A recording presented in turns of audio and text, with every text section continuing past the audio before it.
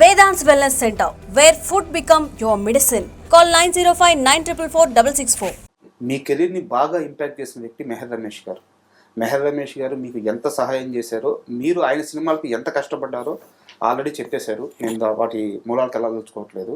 మీరు ఆయన సినిమాకి కంత్రికి పనిచేశారు, శక్తికి పనిచేశారు, అలాగే బిల్లాకి పనిచేశారు. సో మీ అసోసియేషన్ చాలా పెద్దది. అయితే ఇప్పుడు నా క్వశ్చన్ ఏంటంటే, మెహర్ రమేష్ గారికి తెలుగులో సక్సెస్ రేట్ చాలా తక్కువ.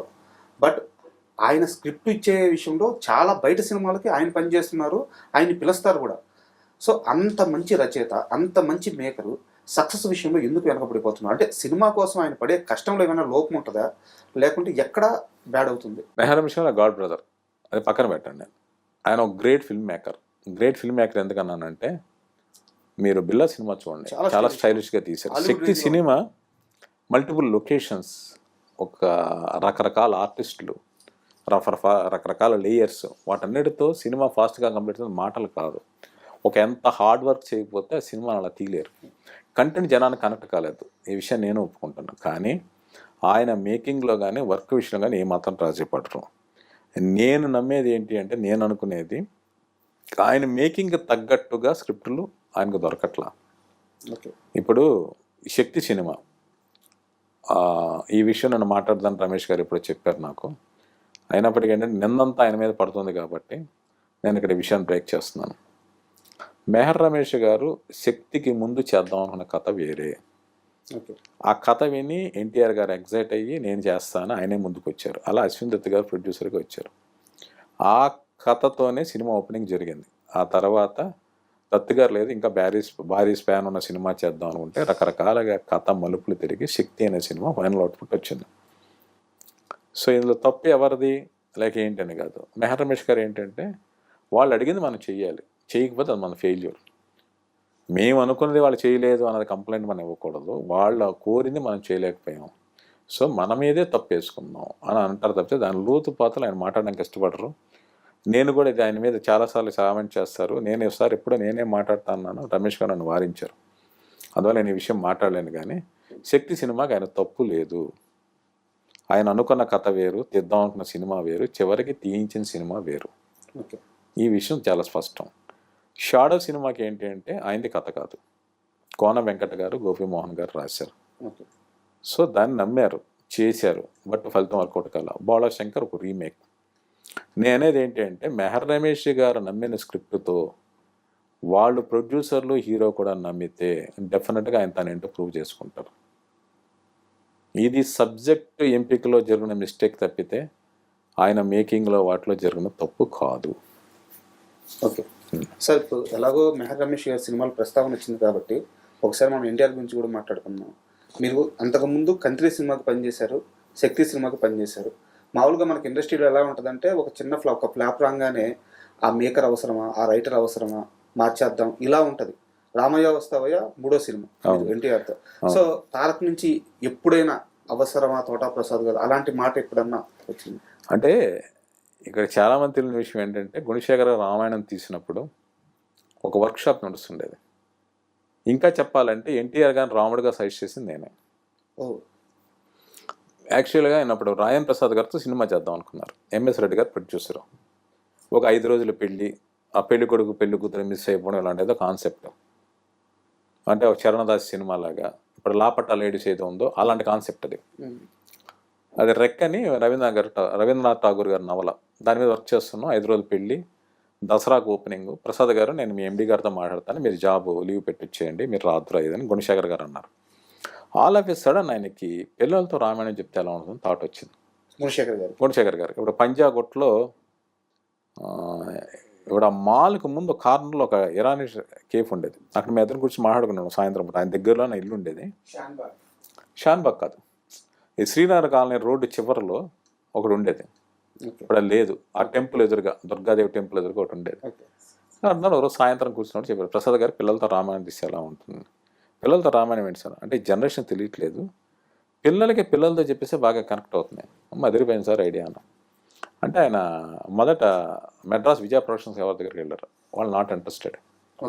ఎంఎస్ రెడ్డి గారు చెప్పాను, చాలా ఎగ్జైట్ అయిపోయారు. ఇది కదా ఈ ప్రాజెక్ట్ చేయాల్సింది, ఆ రాయం ప్రసాద్ సినిమా పక్కన ఆపేసి ఈ సినిమా చేద్దాం. అలా రామాయణం వచ్చింది. రామాయణం వచ్చిన తర్వాత దానికి నా దగ్గర మా ఫాదర్ దగ్గర చాలా కలెక్షన్ ఉండేది, ఎవరి దగ్గర లేని రామాయణాలు. విచిత్ర రామాయణం, ఆధ్యాత్మ రామాయణం, వాల్మీకి రామాయణం, రంగనాథ రామాయణం, ఇంకా రకరకాల రామాయణం అవన్నీ తీసుకొచ్చి ఇచ్చి నాకు తెలిసిన రామాయణ కథలు చెప్తూ అని పార్టిసిపేట్ చేస్తుండేవాడిని. నేను దిల్షు నగర్లో ఉండేవాడిని, గుణశేఖర్ గారు పంజాగుట్లో ఉండేవాళ్ళు. ఒకరోజు సాయంత్రం ఎవరిని పెడదామంటే స్కూల్స్ అన్ని తిరిగి పిల్లల్ని సెలెక్ట్ చేద్దాం సార్ అన్న. సార్ అలాగే చూద్దాం అనుకుంటున్నాడు ఆయన. ఒకరోజు సాయంత్రం నేను దిల్షు నగర్ వెళ్తుండగా రవీంద్ర భారత్ దగ్గర అలా సిగ్నల్ దగ్గర బస్సు ఆగింది. చూస్తే లెఫ్ట్ సైడ్ ఒక బ్యానరు, మాస్టర్ ఎన్టీ రామారావు నృత్య ప్రదర్శన అని. ఒకసారి టక్కున ఆగిపోయా. మాస్టర్ ఎన్టీఆర్, మనకు శ్రీరాముడు అంటే పెద్ద ఎన్టీఆర్ గుర్తొస్తారు, ఇంకెవ్వరూ లేరు. మాస్టర్ అంటే వాళ్ళ మనవడు కదా, రాముడిగా చేయాల్సింది అనిపించింది. తక్కువ బస్సు దిగిపోయా దిల్షు నగర్ వెళ్ళకుండా. అప్పుడు ఆల్ ఇండియా రేడియో స్టేషన్ పట్టిన పబ్లిక్ టెలిఫోన్ బూత్ ఉండేది. నేను ఫోన్ చేశాను గుణశేఖర్ గారికి, ఏంటి సార్ ఏంటి ఇప్పుడే కదా వెళ్ళారు, ఫోన్ చేశాను సార్ ఇక్కడ ఎన్టీఆర్ అని రామారావు గారు మనవడు హరికృష్ణ గారు అబ్బాయి, తను డ్యాన్స్ ప్రదర్శన జరుగుతుంది, అతను రాముడైతే ఎలా ఉంటుంది అని. అంటే అప్పుడు ఎంఎస్ రెడ్డి గారు చెప్తే ఎంఎస్ రెడ్డి గారు గుణశేఖర్ గారు చూసి ఇంకెతనే మన రాముడని ఫిక్స్ అయిపోయారు. ఫిక్స్ అయిపోయిన తర్వాత వర్క్షాప్ నడుస్తుండేది. ఇప్పుడు శబ్దాలయ థియేటర్లో వర్క్షాప్ ఉండేది, మొత్తం పిల్లలందరికీ బిచ్చు అరుణ బిచ్చు అందరూ చేసేవాళ్ళు. ఒక్క రాముడు తప్పితే మిగిలిన పిల్లలందరూ కూడా రకరకాల క్యారెక్టర్లు చేసేవాళ్ళు. ఇప్పుడు సీత వేసిన అమ్మాయి స్మితామాధవ్ అనుకుంటా, ఆ అమ్మాయి మండోదరి క్యారెక్టర్ చేసేది, శబరి క్యారెక్టర్ చేసేది. ఊరికి పెర్ఫార్మెన్స్ మాట. రోజు సాయంత్రం వర్క్షాప్ 2 గంటలు 3 గంటలు నడుస్తుండేది. వెళ్తే నేను సాయంత్రం కూడా ఆంధ్రజ్యోతి ఆఫీస్లో నా వర్క్ అయిపోయి వెళ్ళి కూర్చున్నాను వర్క్షాప్లో.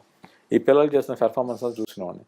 ఆయన ఎన్టీఆర్ చాలా అల్లరి పిల్లోడు, ఎక్కడ కుదురుగా ఉండేవాడు కాదు, అటు చేస్తూ ఇటు చేస్తూ అల్లరి చేస్తూ ఉండేవాడు. కరెక్ట్గా వర్క్ షాప్లో పెర్ఫార్మెన్స్ వచ్చే దగ్గరకు మాత్రం అలర్ట్ అయిపోయాడు ఫస్ట్ నుంచి అంతే. మిగిలినంతా మాత్రం పిల్లోడు అంటే ఎంత మిచ్చివ్స్గా బిహేవ్ చేస్తున్నాడు అనుకున్నాను. అలాగే షూటింగ్ టైంలో కూడా ఆయనకి నీలం రంగు వేసేవాడు కదా, ఇలా పిల్లలతో ఆడి మొత్తం నీలం రంగు అంతా పోయేది, మళ్ళీ వేసేవాడు ఆయనకు రంగు. సో ఇలాగే చాలా అల్లరగా చేస్తూ మళ్ళీ పెర్ఫార్మెన్స్ వాళ్ళ దగ్గరికి వచ్చేప్పుడు చాలా అంటే వంశపారంభంగా వస్తుంది కావచ్చు, తనకి చిన్నప్పటి నుంచి పూర్వజన్మ సుకృతం కావచ్చు, అలా చేశాడు ఆయన. అలా రామాయణం అప్పటి నుంచి కూడా నాకు ఎన్టీఆర్ గారు తెలుసు. చెప్పారా తారక్ మీరు ఇలా జరిగింది బాలరామాయణంలో మీ ఎంట్రీ అని చెప్పి? చెప్పినట్లేదు ఫస్ట్ టైం. అవును, కంత్రి మెహర్ రమేష్ గారు వెళ్ళినప్పుడు ఎన్టీఆర్ గారు ఆఫీస్లోనే కూర్చున్నాం. ఆయన ఆఫీస్లోనే కూర్చుని కంత్రి సినిమా స్క్రిప్ట్ వర్క్ చేసాం. ఆ cinema okay, above average hit రేంజ్లో ఉంది. ఆ తర్వాత శక్తి సినిమా డిజాస్టర్ అయిన తర్వాత నేను హరిశంకర్ గారు రామయ్య సినిమాకి పెట్టినప్పుడు చెప్పారు, తోట ప్రసాద్ చేస్తున్నాం. ఓకే, ఏముంది ప్రాబ్లం అన్నాడు. ఏం ఆలోచించలే, ఈ సినిమా ఫెయిల్ కాబట్టి నేను పెట్టుకోవచ్చా లేదని ఆలోచించలే. ఆయన ఒక డైరెక్టర్, నన్ను టీం మెంబర్గా యాక్సెప్ట్ చేశారు, హరిశంకర్ గారు యాక్సెప్ట్ చేశారు, దిల్ రాజు గారు యాక్సెప్ట్ చేశారు. అందులో ఆయనకి ఏం అభ్యంతరం లేదు. ఇంకా చెప్పాలి అంటే ఆయనతో కూర్చుని మాట్లాడుతున్నప్పుడు రూమ్లో ఎవరైనా సిగరెట్ వెలిగిస్తే ఎన్టీఆర్ గారు, ప్రసాద్ గారు మీకేమైనా ఇబ్బందా అని బయటకు వెళ్ళిపోయి సిగరెట్ కాల్చుకోమానండి. మీ నా హెల్త్ పాయింట్ ఆఫ్ వ్యూలో మాట్లాడేవాళ్ళు. ఆయన ఎప్పుడైనా సరే నాతో చాలా ఆధారపరంగా మాట్లాడతాడు. సో ఆయనకి నేను చేసిన సినిమాలు డిజాస్టర్స్, వీడిని దూరం నెట్టేయాలన్న ఫీలింగ్లో ఆయన ఎప్పుడూ లేరు. ఎన్టీఆర్ గారు లేరు, అలాగే అల్లు అర్జున్ గారు లేరు. సార్ మళ్ళీ కన్నప్ప విషయానికి వస్తే, మంచు విష్ణు గారిని అందరూ మంచి బిజినెస్ మ్యాన్ అంటారు. అయితే ఇప్పుడు ఆయన సినిమాలకు ఉన్న మార్కెట్ ప్రకారం చూసుకుంటే కన్నప్ప అనేది చాలా రిస్క్ చేయడం అని అనుకోవచ్చు అనమాట. సో ఆ సినిమాకి అవుతున్న బడ్జెట్ ఏంది, ఆ సినిమా ఎంత డెలివరీ చేయబోతుంది, ఈ క్యాలిక్యులేషన్ అంటే మీరు రైటర్ కావచ్చు కానీ వాళ్ళతో ట్రావెల్ అయి ఉంటారు కాబట్టి మార్కెట్ పరంగా ఎంత రిస్క్ చేస్తున్నారు విష్ణు గారు? అంటే మంచి బిజినెస్ మ్యాన్ అంటే చాలా బిజినెస్ ఫ్యామిలీ చేసిన వాళ్ళు రకరకాల బిజినెస్లు నడుపుతూ ఉంటారు. ఒక తండ్రి స్థాపించిన ఒక సంస్థని నెక్స్ట్ లెవెల్ తీసుకెళ్ళడం విష్ణు గారు చేశారు. అంటే మోహన్ బాబు గారు ఆయన మహానటుడైనప్పటికీ ఆయనకి విద్యారంగం మీద చాలా మక్కువ. వాళ్ళ నాన్నగారు టీచర్ కావడం, ఈయన కెరీర్ వింగ్లో డ్రిల్ మాస్టర్ కావడం. ఎవరైనా సంపాదించిన డబ్బులు రియల్ ఎస్టేట్లో పెడతారు. మోహన్ బాబు గారు తన సంపాదించిన డబ్బులని సినిమా నిర్మాణానికి పెట్టారు. శ్రీలక్ష్మి ప్రసన్న పిక్చర్స్ బ్యానర్ పెట్టి ఎన్నెన్నో సినిమాలు తీశారు. బ్లాక్ బస్టర్స్ ఉన్నాయి, ఇండస్ట్రీ రికార్డ్స్ ఉన్నాయి, కొన్ని డిసప్పాయింట్మెంట్స్ ఉన్నాయి. అయినప్పటికీ ఆయన తన ప్రయాణాన్ని ఆపలేదు. మరోవైపు శ్రీ విద్యానికేతన్ అనే ఒక స్కూల్ని స్థాపించారు. అది ఈరోజు మోహన్ బాబు యూనివర్సిటీగా అంత స్థాయికి ఎదగడానికి కారణం మోహన్ బాబు గారు, విష్ణు గారు. దాన్ని ఇంటర్నేషనల్గా ఉన్న రకరకాల యూనివర్సిటీలకి టైఅప్ చేసి అలా క్యాంపస్ సెలక్షన్లో వచ్చేలా చేసి ఈ టీచింగ్ వాటన్నిటిలో కూడా ఆయన తన ఇన్వాల్వ్మెంట్తో ఈ సంస్థని స్థాయికి తీసుకొచ్చారు. ఇది ఒకటే కాదు, అండ్ రకరకాల వ్యాపారాలు ఉన్నాయి. అదే ఆయన వ్యాపార దక్షత. సో ప్రతి బిజినెస్ మ్యాను ఈ రూపాయి పెడితే మనకి ఎంత రిటర్న్ వస్తుంది, ఎప్పుడు వస్తుందో ఆలోచించే అడుగులు వేస్తాడు. కానీ విష్ణు గారిలో ఆయనలో ఎంత వ్యాపారవేత్త ఉన్నాడో అంతకు మించిన ఒక ప్యాషనేట్ పర్సన్ ఉన్నాడు. ఆ ప్యాషన్ నటన మీదే కాదు, మన కల్చర్ మీద, మన కథల మీద, మన చరిత్ర మీద ఆయనకున్న ఇష్టం అది. సో కన్నప్ప కథ అనేది మీరన్నట్టు మార్కెట్ లెక్కలు వేసుకుంటే విష్ణు గారికి ఒక 30 ఉండొచ్చు బిజినెస్, ఒక 50 ఉండొచ్చు, లేదా 100 కావచ్చు. కానీ ఆయన బిజినెస్ లెక్కలేదు. ఈ సినిమాని ఈ జనరేషన్ ఆడియన్స్కి చెప్పడానికి కేవలం తెలుగు కాదు, ప్రపంచవ్యాప్తంగా ఉన్న ప్రతి ఒక్కరికి కథ తెలియజేయాలి, శ్రీకాళహస్తి చరిత్ర తెలియాలి, కన్నప్ప కథ తెలియాలి అని సంకల్పం తీసిన సినిమా. అందువల్ల బడ్జెట్ లెక్కలు వేసుకోవాలి. ఈరోజు మార్కెట్ ప్రకారం అది బడ్జెట్ ఎక్కువ లేక ఆయన అనే లెక్కల పక్కన పెడితే సినిమా వచ్చిన తీరు కావచ్చు, ప్రస్తుతానికి సినిమా మీద క్రియేట్ అయిన బజ్ కావచ్చు, ఈ ఫిగర్స్ నథింగ్. డెఫినెట్గా చాలా రిలీజ్ అయిన 1-2 రోజుల్లోనే ఈ పెట్టిన పెట్టుబడి ఏది ఉందో ఆ రికార్డ్స్ క్రాస్ చేస్తుంది అనేసి బాగా నమ్మకంతో ఉన్నారు. మీరు చూసారు సార్ సినిమా? నేను చూశాను. అంటే సినిమాని విష్ణు గారు ముందు చూపించారు, అంటే కథ మొదలుపెట్టినప్పుడు. ఆ తర్వాత మేము స్క్రిప్ట్ దశలో అవన్నీ చూసిన తర్వాత ఫస్ట్ న్యూజిలాండ్ చేసినట్టు ఒక రషెస్ చూపించారు మోహన్ బాబు గారు.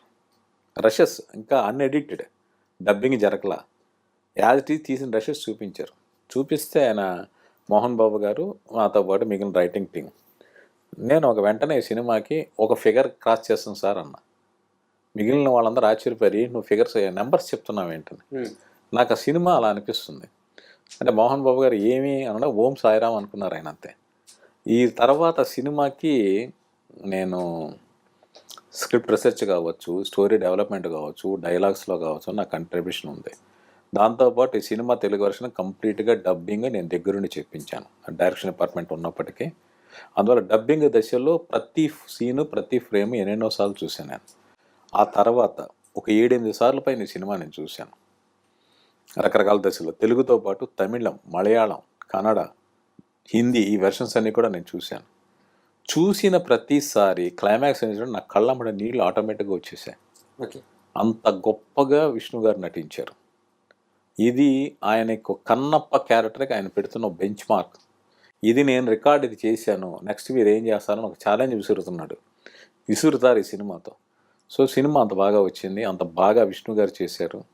సో డెఫినెట్గా ఆయన పెట్టిన పెట్టుబడికి 10 ఈ సినిమా తిరిగి కలెక్ట్ చేస్తుందని అందరి నమ్మకం.